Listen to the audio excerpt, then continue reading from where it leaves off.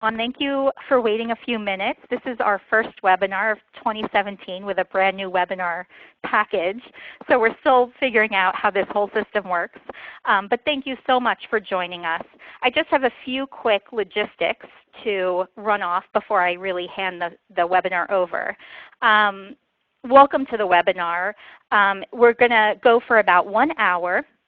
Everyone should be muted except for the speakers, and I think that's working. I haven't heard anyone else on the line. And if you have a question for the speaker, please use the chat box on your screen to enter the question. And that way, Kristen will pull together all of the questions and ask some of them of the speaker to the extent that we have time to get through them. The webinar today is being recorded and will be posted to SPICY's YouTube channel within a week after the webinar. And I'll also share with you the slides right after the webinar. Also, on the last slide of today's webinar, you'll see information on our next webinar, which is going to be in early May. So definitely check that out. And lastly, this webinar was organized by the Graduate Student Committee of SPICY. They're organizing both a policy series and a methodology series. Our next webinar is actually methodology focused. And the webinars are open to everyone, SPICY members, non-members, graduate students, non-graduate students. So now I am going to turn it over to our facilitator today, Kristen Hackett, who is the chair of SPICY's Graduate Student Committee. Good afternoon, everybody. I hope everyone's doing well. Sarah, can you go to the next slide, please? Sure. So today we're going to hear from Dr. Daniel Hicks, who's a Science and Technology Policy Fellow at the American Association for the Advancement of Science. But before that, I'd like to give you a little bit of a background on SPICY as an organization and some of the opportunities that we offer our members. So generally speaking, SPICY was founded in 1936 and is a group of 300+ scientists and researchers who share a common interest in research on the psychological aspects of important social and policy issues. As an organization, we aim to bring theory and practice into focus on human problems of the group, the community, and nations, as well as issues that defy national boundaries. Though an independent society, SPICY is Division 9 of the American Psychological Association and an organizational affiliate of the American Psychological Society. SPICY welcomes membership from anybody interested in the society, and we hope you'll join us if you're not already a part of the organization. Sarah, can you go to the next slide, please? As an organization, SPICY offers its members a wide variety of opportunities. In addition to offering an intellectual home, networking options, conferences, awards, and fellowships, we also have a peer mentoring program, a policy and methodology webinar series, writing opportunities in our graduate student newsletter, The Rookie, and many more, all of which aim to support graduate students in their scholarly and policy-related pursuits. And we're frequently promoting those through a quarterly newsletter to members as well as through our Facebook and Twitter feeds, and so we hope you'll follow us there to learn a little bit more about that. Now I'd like to introduce the speaker of the day, Dr. Daniel Hicks, who is a philosopher of science, ethicist, and social scientist specializing in public scientific controversies. He received his PhD from the University of Notre Dame in 2012, and from 2013 to 2015 was a postdoctoral fellow in the Rotman Institute of Philosophy at the University of Western Ontario. In 2015 to 2016, Dan served as the AAS Science and Technology Policy Fellow in the U.S. Environmental Protection Agency's Chemical Safety for Sustainability program, where he worked on the scholarly and public reception of the use of systems biology for regulatory toxicology. At NSF, Dan is hosted by the National Robotics Initiative and the Directorate for Computer and Information Systems, where he works on emerging ethical issues surrounding self-driving cars. Dan has published or has active research projects on controversies including genetically modified foods, vaccines, chemical safety, and obesity. Today he's going to be speaking about the way epistemically significant decisions can become flashpoints for policy controversy, and how this phenomenon creates serious challenges to the ideal of public policy based exclusively on objective, universally accepted sound science. With that in mind, I'm going to turn it over to Dan, and I'll be in touch at the end of the presentation. Great. Thank you so much for that introduction. And thank you as well to all of you in the audience for being here today, as it were, and to the SPSSI folks for inviting me and taking care of all the logistics for this webinar. The title of my talk again is Science, Policy, and Controversy, the Scylla of Scientism and the Charybdis of Alternative Facts. Oops, sorry, my screen just went to sleep. Bad timing. Okay, next slide, please. So I need to start with a quick disclaimer. Because my position is a little odd, I need to note that I am not an employee of the National Science Foundation or any other government agency.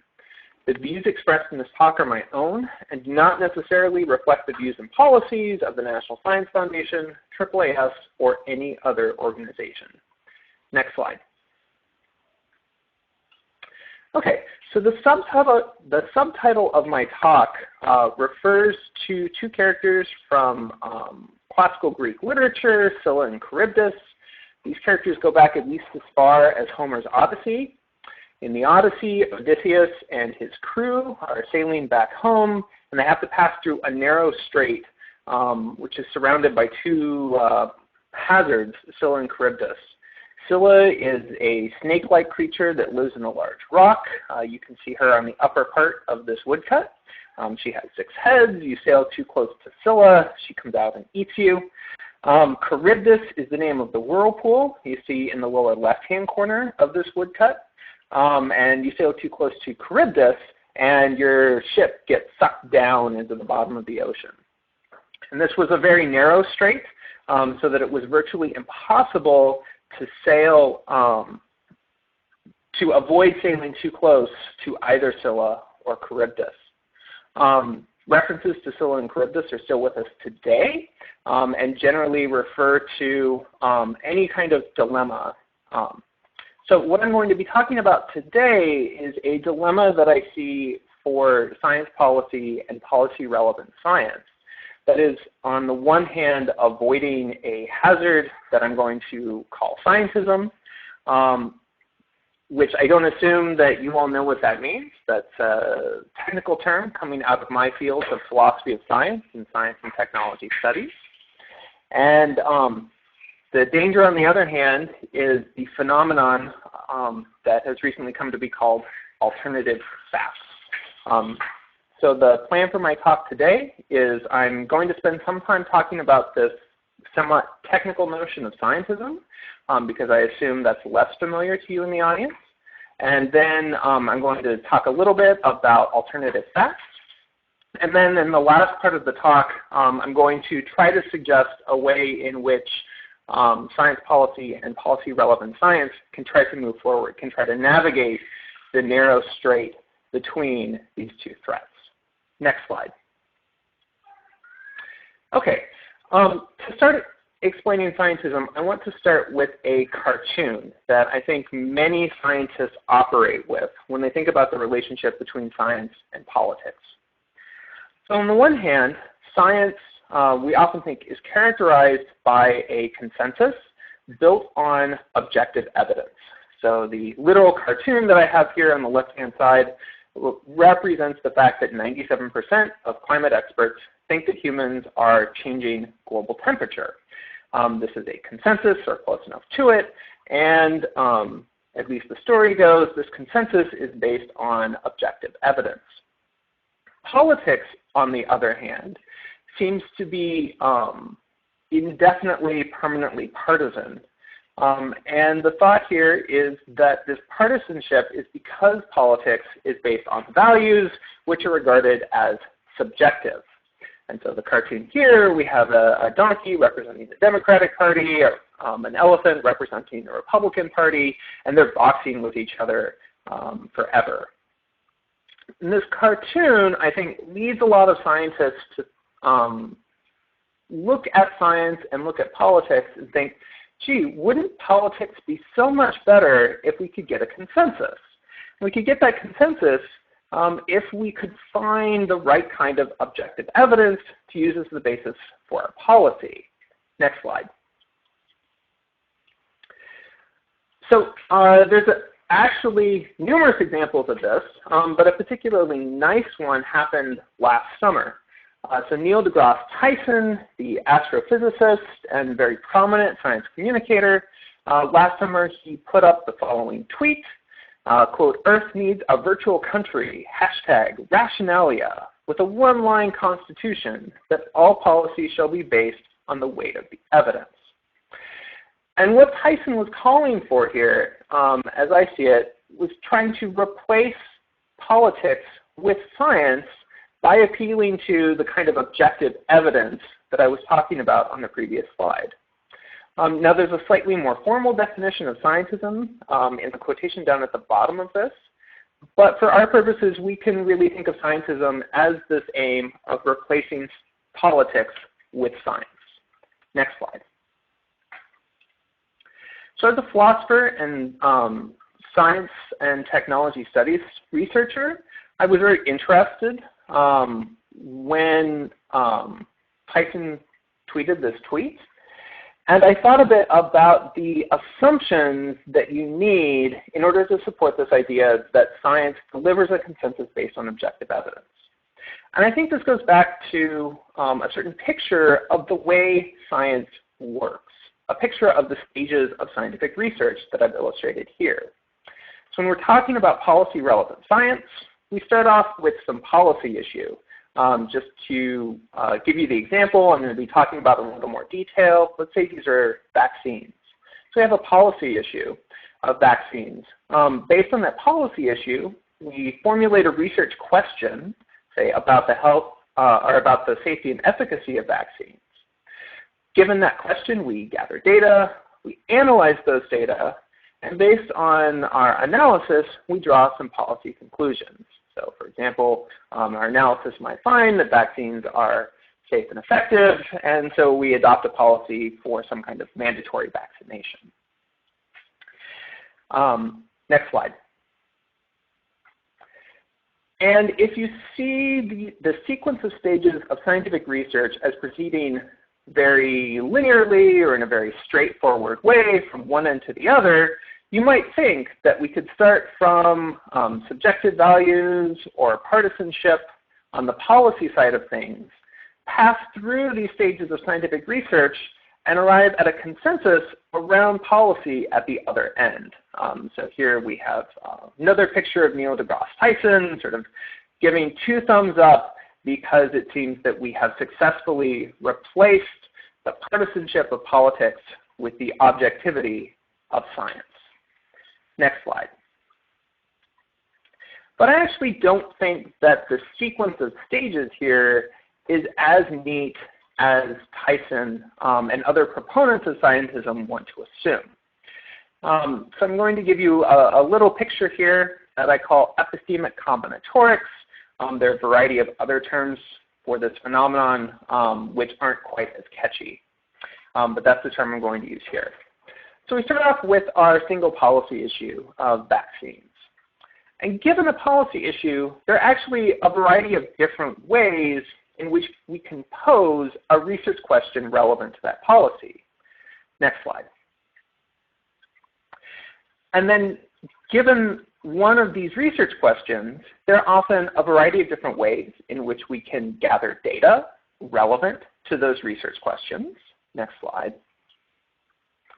And once we have data, there are often a variety of different ways in which we can analyze those data.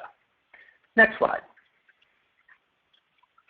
And finally, even given an analysis of some data, often there's still need for interpretation. We have to think about the broader social and political context in which our policy would take place.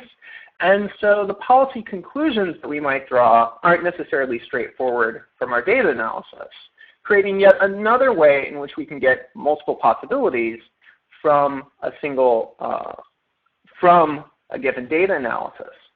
So the result here is not a nice straight line from a policy issue to objective consensus about policy conclusions, but instead we see this messy, forking diagram, and it can be easy to get quite lost along the way. Next slide.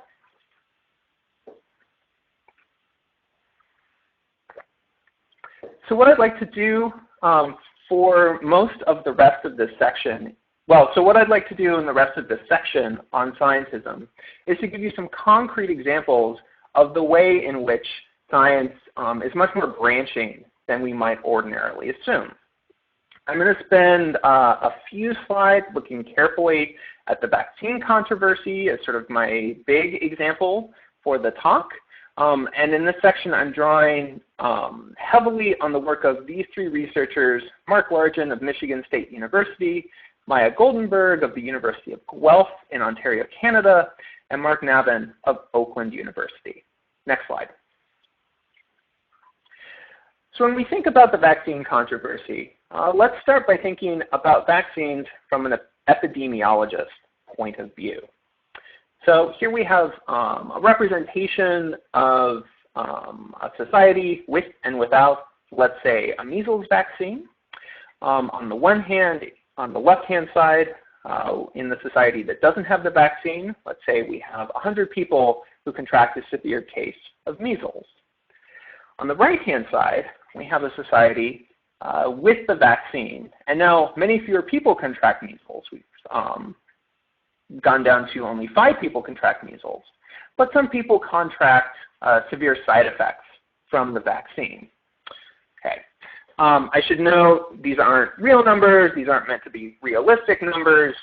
These are illustrative numbers of the way an epidemiologist would study the effect of vaccines. And the epidemiologist here works with what I call a statistical conception of risk. This conception of risk thinks about the frequencies of disease and severe side effects. This statistical conception of risk leads epidemiologists to think about the frequencies of disease and severe side effects across the entire population. They're thinking about causal relationships here, but they're not necessarily thinking about what's happening at the biological level inside any given individual. Next slide. Parents, on the other hand, have a very different conception of risk.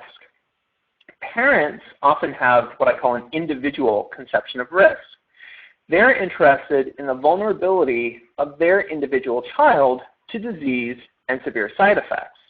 So here's an illustration of what looks like a mother holding a child, and the child's getting a vaccine from a pediatrician. Okay? So parents have this individual conception of risk that they use to think about the risks of vaccine or a disease like measles. Next slide. Epidemiologists have their conception of risk in terms of frequencies of disease and side effects across the population. Parents are concerned about risk at the individual level. And these two different conceptions of risk lead to two different research questions. Next slide. Epidemiologists ask, what are the population level rates of disease and side effects? They have very good methodologies for answering these questions. And we have a large body of very well conducted, very reliable research designed to answer these questions. So for example, when epidemiologists say the evidence shows that there's no relationship between the MMR vaccine and autism, that's based on population level studies of the rates of disease and autism as a potential side effect. Parents, on the other hand, with their individual conception of risk, want to know what factors make some children especially vulnerable to a disease or to side effects. So parents are really interested in what's happening biologically in individual children that makes some children susceptible, say, to side effects from a vaccine. And the important point to note here is that the answers to these two questions, the important point to note here is that the way you answer these two questions require very different scientific methodologies. So an epidemiological study looking at the population level isn't going to tell you what's happening biologically at the individual level. And the kind of study you would conduct to look at what's happening at the individual level would be too expensive to conduct over the whole population. Next slide. So we get these two very different research questions that require different kinds of studies, different sets of evidence. And at least some parent groups, I'm not going to say all groups of vaccine hesitant parents or even the majority of groups of vaccine hesitant parents, but some groups of vaccine hesitant parents have said we need this kind of research at the individual level that hasn't been conducted because we've been looking at vaccines from this population level. Okay? And I think this is one contributor to the fact that the vaccine controversy doesn't seem to go away. Even though we have this wonderful pile of evidence to address the epidemiologist question, we don't necessarily have good evidence to address the parent individual level question. Next slide.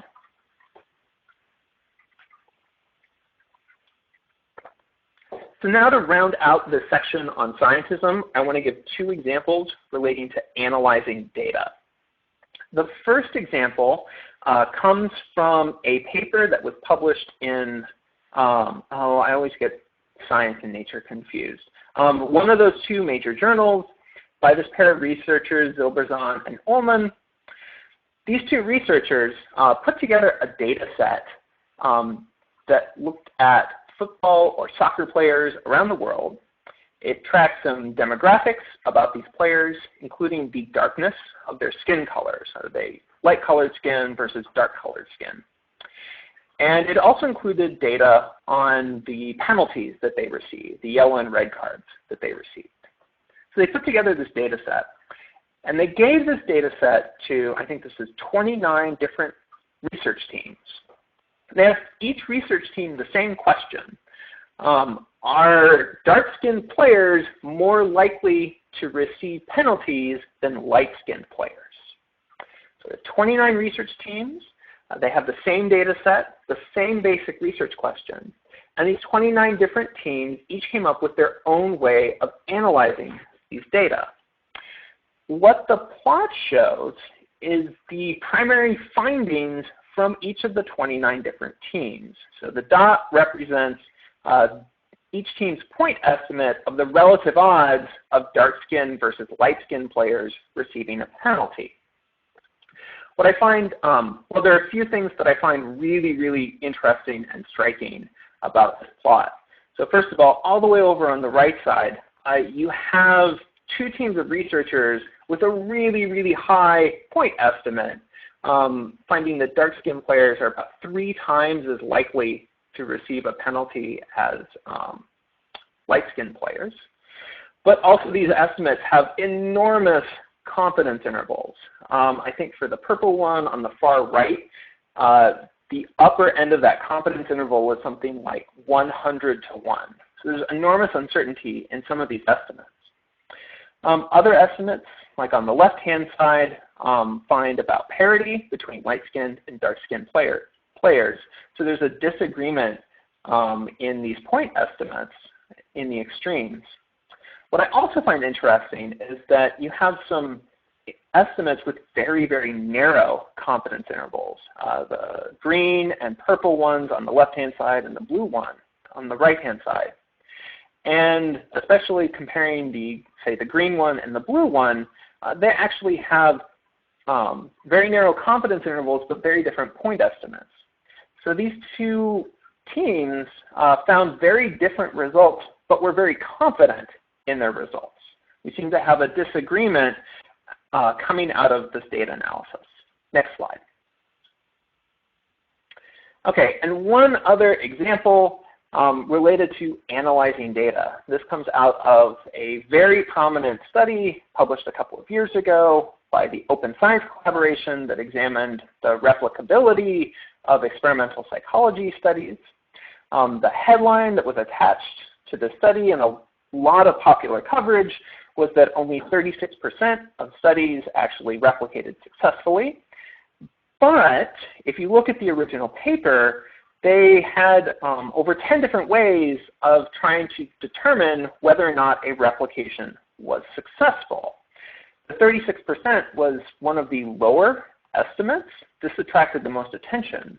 But other estimates had much higher success rates for the replication. So another way of evaluating the replication, looking at whether the replication effect size was in the original confidence interval, about half of the studies replicated successfully if you count them that way. And in this study, they also conducted a meta-analysis. So they combined the original and replication data for each of the studies, and almost over 2/3 of the studies had statistically significant findings when analyzed using this meta-analysis. So by some measures, there was a very low replication rate, but by other measures, there was actually a pretty high replication rate based on different ways of analyzing the same data. Next slide.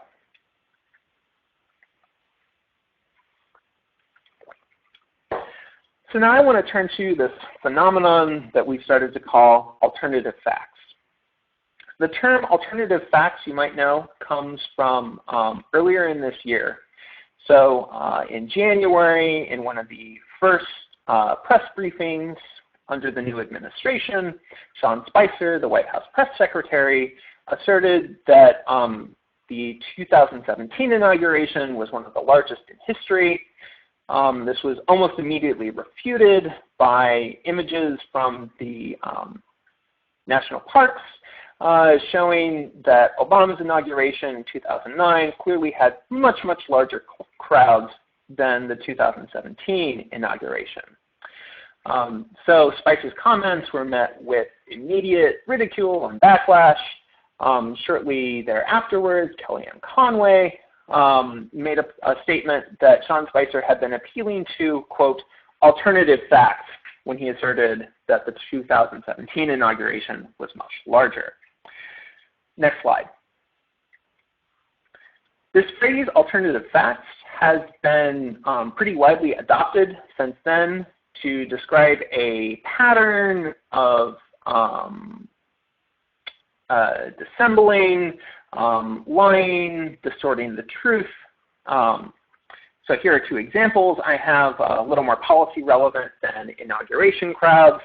So Scott Pruitt, shortly after he was confirmed as administrator for the Environmental Protection Agency, made a public comment where he said either that carbon dioxide is not a primary contributor to global warming, or that it's not clear whether carbon dioxide is a primary contributor.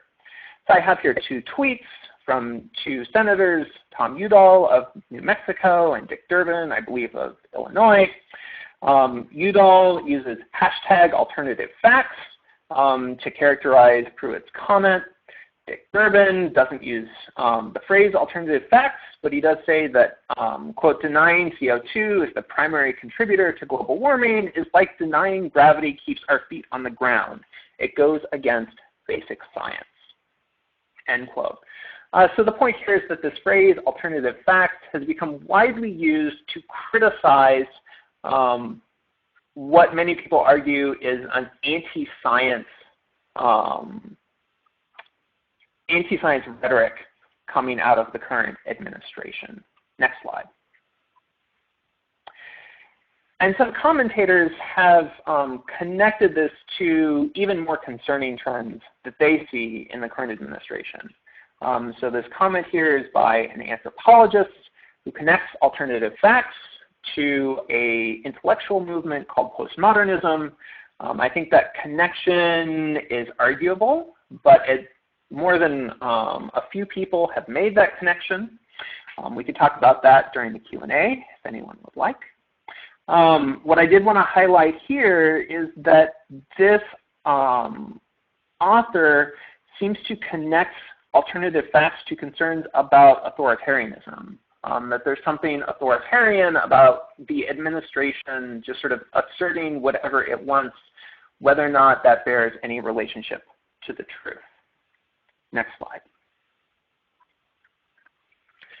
Okay, So to recap what we've seen so far, first we had this nice picture of science moving us from subjective partisan disagreement to consensus based on objective evidence that seemed to support this view I called scientism.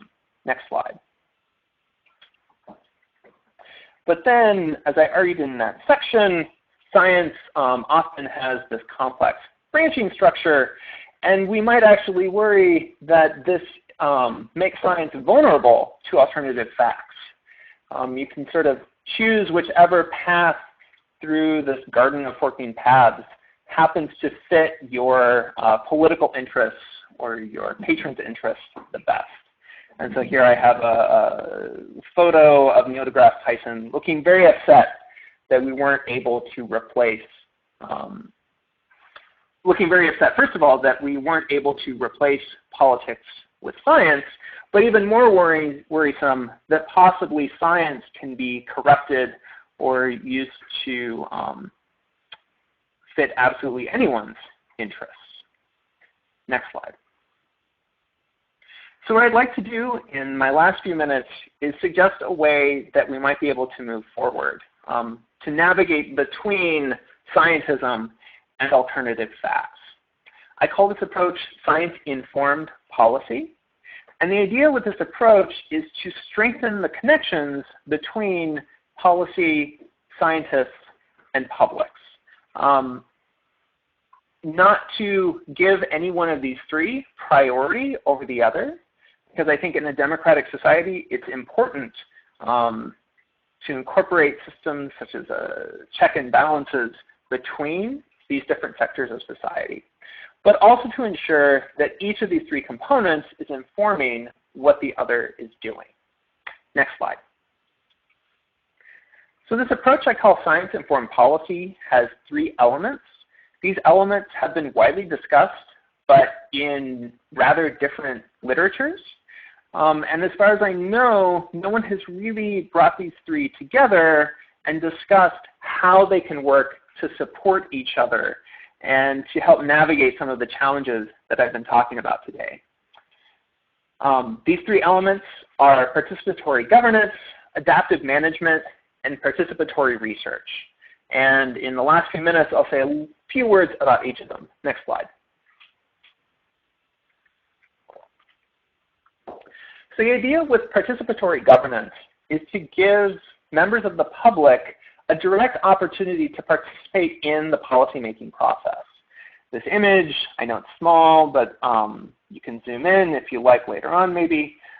This image comes from a participatory budgeting exercise, I think in Brooklyn.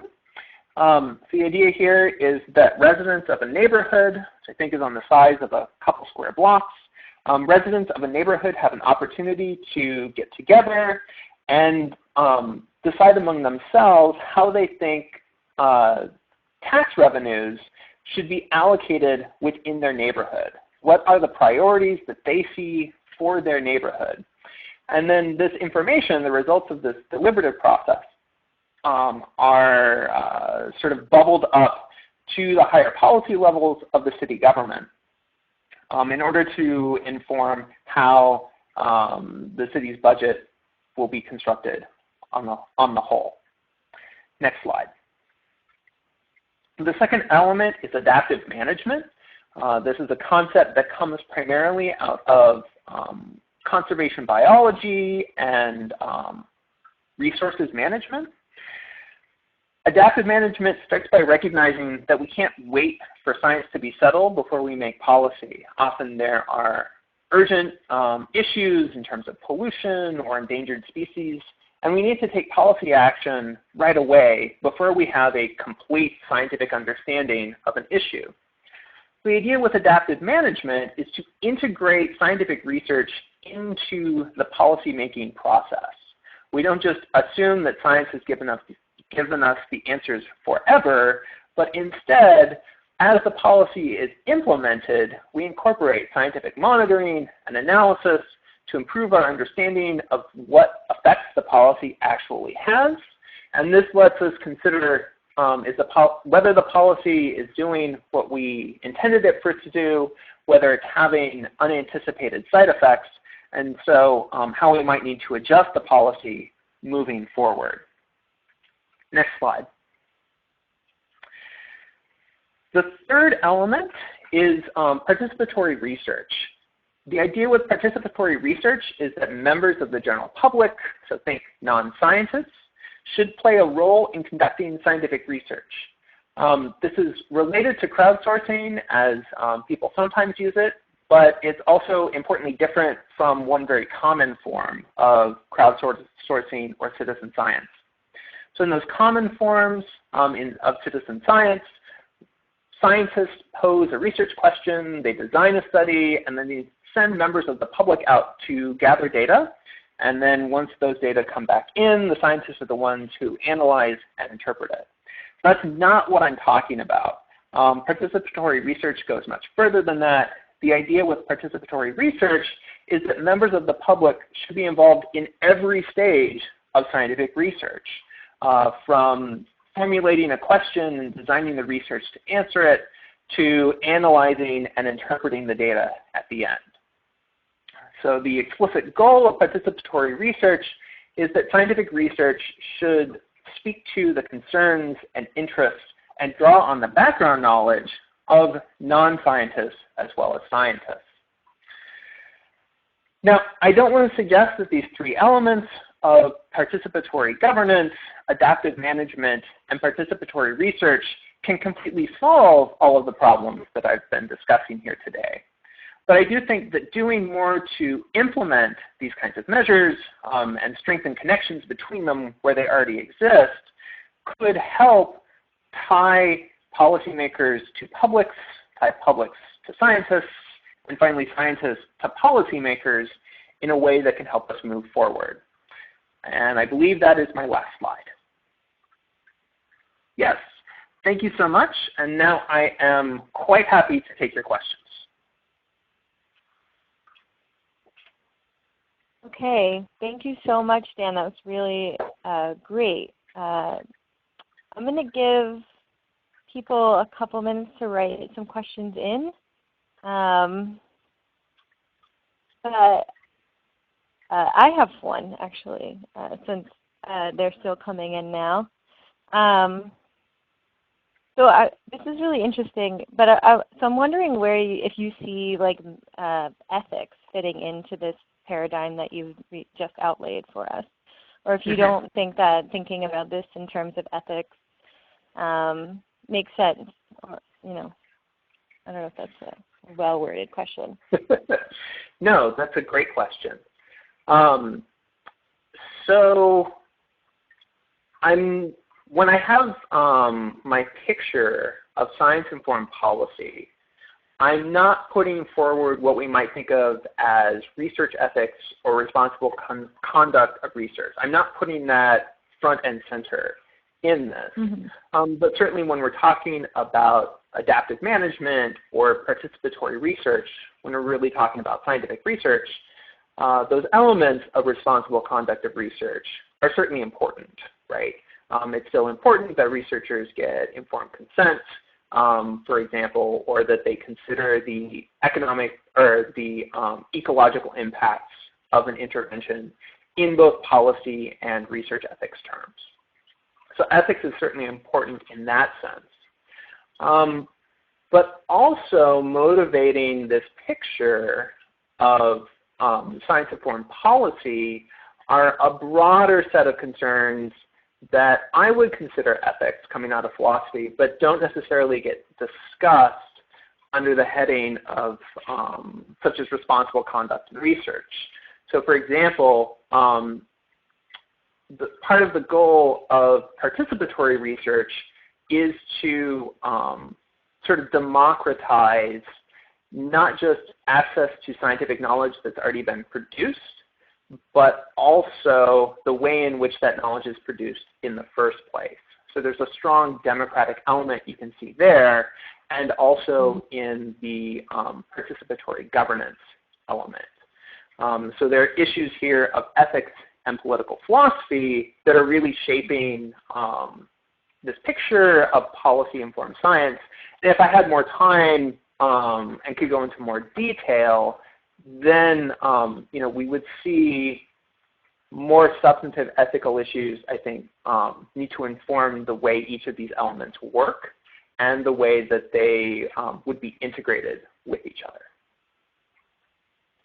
Great, thank you. So I have a couple other questions from people that are coming in, and I'm going to do my best to convey them. The chat is a little challenging. So the first one is, what is the role of the expert or professional scientist in the participatory research process? Yeah. So at the very least, we can assume, okay, so the publics we're talking about generally are not scientists themselves. Often participatory research is conducted in developing economies. So I think that was where the image I had on that slide came from, was research in the developing context. Or participatory research might also be common in environmental justice contexts, where you're talking about usually low income, low socioeconomic status, often communities of color, and so people there often won't have a very advanced education. So one role for experts is to help those publics figure out how science can address the questions that they have. A great example of participatory research is the development of inexpensive air monitoring equipment called the bucket. If you look up the Louisiana Bucket Brigade, you can read about this technology. The idea was to replace an air quality sensor costing thousands of dollars with a 5-gallon bucket and some plastic bags and more or less off-the-shelf laboratory testing that I think is on the order of a couple of $100, and most of that expense is to get the lab testing done. In the development of that project, it was really the experts who helped environmental justice organizations figure out what was really necessary to do air sampling properly, and then the community members were the ones who figured out what materials could be used to actually do that. So it was a partnership between members of the public and scientific experts, where the experts were still providing their knowledge, but the aim was really to address concerns of the community. In other examples, so for example, partnerships between mainstream scientists and scientists who are members of tribal communities or other indigenous groups. Often the relationship will be somewhat different because you have experts on both sides. But what is really key there is to figure out ways to translate knowledge, for example, from an indigenous community to the dominant community, or vice versa, to understand. So for example, mainstream climate scientists might work with a tribal community to understand how predictions of climate science might impact that tribe in the future.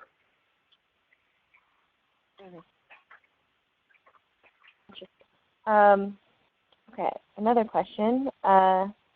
So this is from somebody who is a postdoc who is working with other researchers on a study on the effects of the election on a highly marginalized group that recently finished a manuscript. And her question, well, and the manuscript can be construed as being critical of Trump. And so the question is, do you have any thoughts on wading into research on politics as a junior researcher in this political climate? Ooh, that's a fantastic question, because I am junior myself. And my situation, well, okay. So I think it matters whether you are within academia or outside of academia. And it depends on whether you are, okay, so within academia, it depends on whether you are still looking for a tenure track job or whether you have the kind of job security that comes from a tenure track job. And it also depends on the nature of your field. So my field has a long history of being, let's say, politically active and politically outspoken, sometimes in a partisan way, although I try to make my work nonpartisan because currently I'm a contractor in the federal government. So in my field, the kind of work that I do is welcomed and supported, although the job opportunities haven't been there. So I am looking to move out of academia.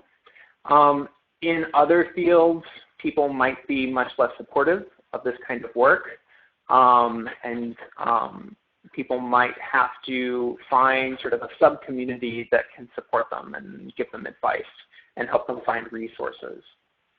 Outside of academia, well, let's see, there's government and there's sort of the rest of the economy. In government, certainly a understanding of policy and politics, both at the national level and a more micro or issue-specific level, is extremely important and valued, although valued in different ways. Working in the executive branch in a situation where you're necessarily nonpartisan is rather different from being a congressional staffer, say, where you work for a Democrat or a Republican, and so there's much more partisanship in that context. In the broader economy, again, it depends on the particular context. So I'm trying to move into some nonprofit kind of think tank positions. In some of those think tanks, they are explicitly partisan or explicitly interested in advocating for a certain position. And I've gotten some positive reception for the work that I do in those kinds of contexts. Other contexts are more academic or more nonpartisan, and it's a little too early for me to say whether my work has been really well received there or not, but there are still opportunities in those areas for people doing the kind of work that I do, the kind of politically relevant, socially relevant work. Mm-hmm. I have a few more questions. Does this model lead to popularly supported science rather than to objective truth? Yeah, objectivity. So for a philosopher, objectivity and truth are really, really dense notions. I think, if you sat me down and gave me 10 minutes, I could probably come up with half a dozen different meanings of the word objectivity or the word truth. And so it's hard for me to answer that question briefly. I guess I will say, so the upshot, the point I was trying to make in the scientism section was that notions like objectivity and truth are much more slippery than we might assume. We might assume that science very easily gives us objectivity and truth, but because of this branching structure, that picture is much more complicated. On the other hand, the concerns about alternative facts are also the concerns about sort of just saying something because it satisfies your interest, or it seems to satisfy your interest, or because it's what will get you reelected, or what will give you popular support.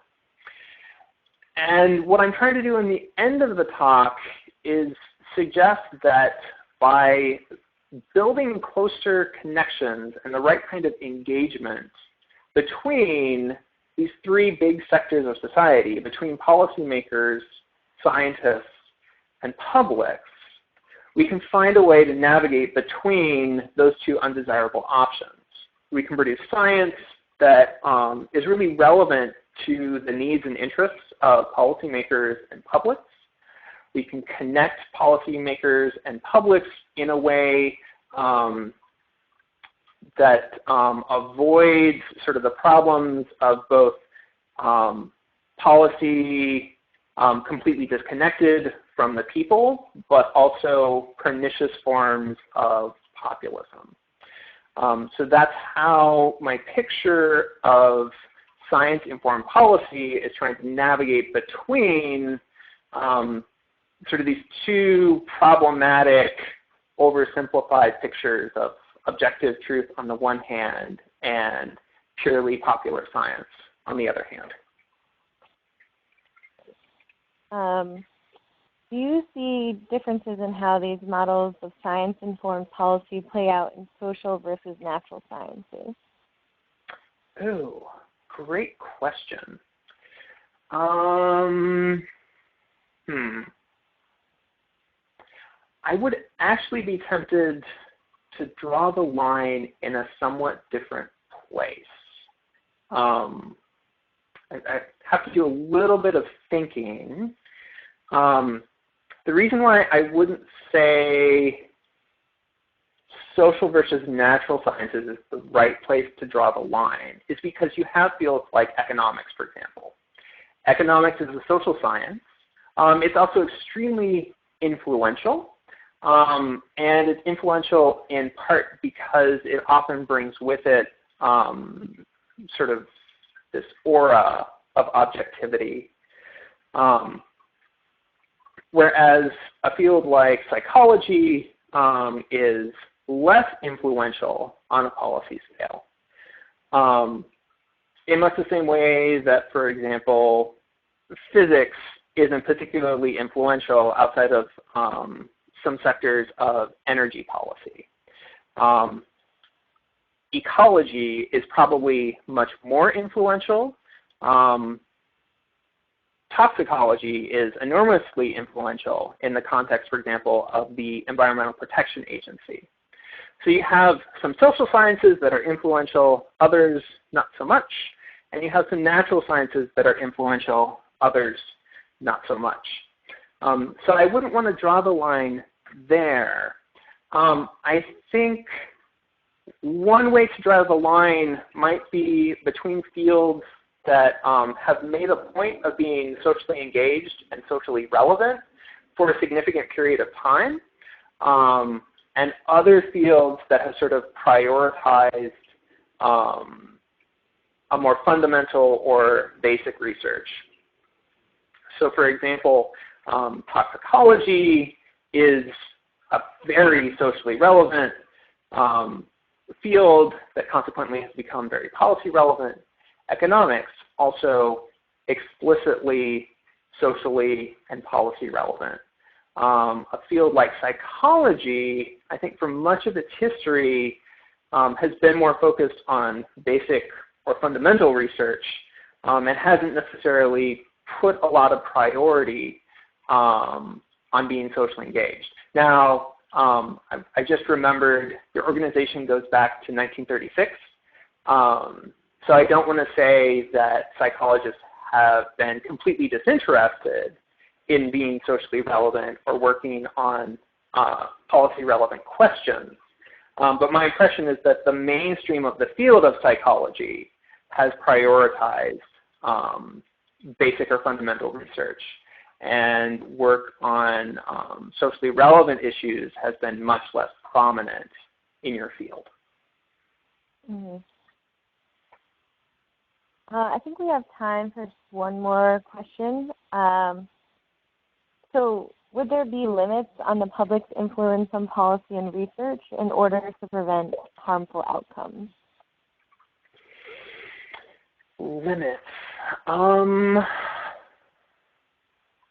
I don't think I would think of them as limits.